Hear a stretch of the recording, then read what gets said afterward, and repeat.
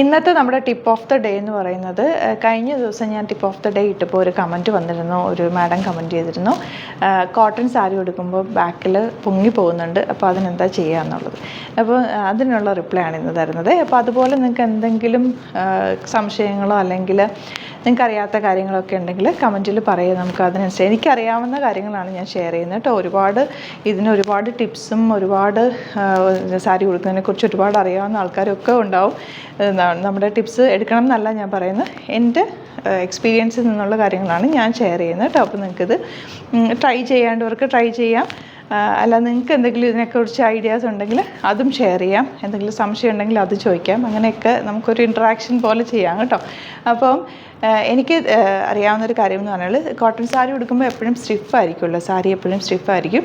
അപ്പോൾ കോട്ടൺ സാരീസിന് എപ്പോഴും, കോട്ടൺ സാരീസ് എന്നല്ല, കുറച്ച് ഇങ്ങനെ ഫ്ലോയി ആയിട്ടുള്ള സാരീസിനൊക്കെ നമ്മൾ ഫോള് വെക്കുന്നത് നല്ലതായിരിക്കും. വെയ്റ്റ്ലെസ് ആയിട്ടുള്ള സാരീസിന് എപ്പോഴും നമ്മൾ ഫോള് വെച്ചിട്ട്, അതായത് സാരി ഫോള് വെക്കില്ലേ, സാരി താഴത്തെ, അപ്പോൾ ഒരു ഫോള് വെച്ചിട്ട് തയ്ക്കുന്നതായിരിക്കും എപ്പോഴും നല്ലത്. സാരി ഫോള് വെക്കുക. പിന്നെ എപ്പോഴും നമ്മൾ ചെരുപ്പ് യൂസ് ചെയ്തിട്ട്, നമ്മൾ ഏത് ചെപ്പലാണോ ഷൂസാണോ ഏതാണ് ഡ്രസ്സ്, നമ്മൾ ഷൂസ് ഇടരുതെന്നല്ല, നോർമലി ഹീൽസുള്ള ചെരുപ്പ് നമ്മൾ സാരിക്ക് യൂസ് ചെയ്യുന്നതാണ് നല്ലതെന്നാണ് എൻ്റെ ഒരു അഭിപ്രായം. അപ്പോൾ ഹീൽസ് ഉള്ളത് ഇടുമ്പോൾ കുറച്ചുകൂടി നമുക്കൊരു നല്ലൊരു ലുക്ക് കിട്ടും.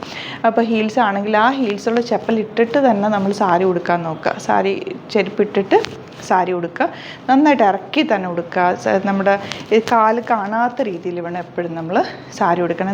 എന്നാലാണ് ആ ഒരു ഫിനിഷിങ് വരും. ഇങ്ങനെ പൊങ്ങി നിന്ന് കഴിഞ്ഞാൽ ഒരു ഭംഗി ഉണ്ടാവില്ല. അപ്പോൾ നമ്മൾ ഹീൽസ് ഇട്ട് കഴിഞ്ഞാലും കണ്ടു, ഇപ്പം ഞാൻ ഹീൽസ് ഇട്ടെങ്കിലും ആ ഹീൽസിൻ്റെ ഒരു അറ്റം മാത്രമേ നമുക്ക് താഴെ കാണുള്ളൂ. അതുപോലെ സാരി ഉടുക്കുമ്പോൾ നന്നായിട്ട് ഇറക്കി കൊടുക്കുക.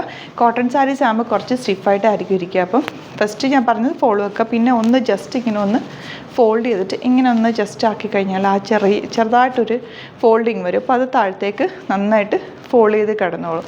അതുപോലെ തന്നെ സാരി പ്ലീറ്റ് ചെയ്യുമ്പോൾ അയൺ ചെയ്തിട്ട് കൊടുക്കുകയാണെങ്കിൽ ഈ പല്ലു പോർഷനിലുള്ള പ്ലീറ്റിംഗ് ഒക്കെ കോട്ടൺ സാരി നന്നായിട്ട് കിടക്കും. അപ്പോൾ താഴത്തുനിന്ന് കയറി പോകുന്നതിൻ്റെ ഈ രണ്ട് കാര്യങ്ങൾ ചെയ്താൽ കറക്റ്റ് ആവുമെന്നാണ് എൻ്റെ ഒരു അഭിപ്രായം. ചെരുപ്പിട്ടിട്ട് ചെയ്യുക, താത്തി കൊടുക്കുക. പിന്നെ ഫ്രണ്ടിലെ പ്ലീറ്റും എപ്പോഴും ചിലരൊക്കെ ഇങ്ങനെ കയറ്റി ഫുള്ളകത്തേക്ക് വെച്ചിട്ട് ഇങ്ങനെ കൊടുക്കുക. അപ്പോൾ ഇത് പൊങ്ങി നിൽക്കും, ഇതിങ്ങനെ പൊങ്ങി നിൽക്കും.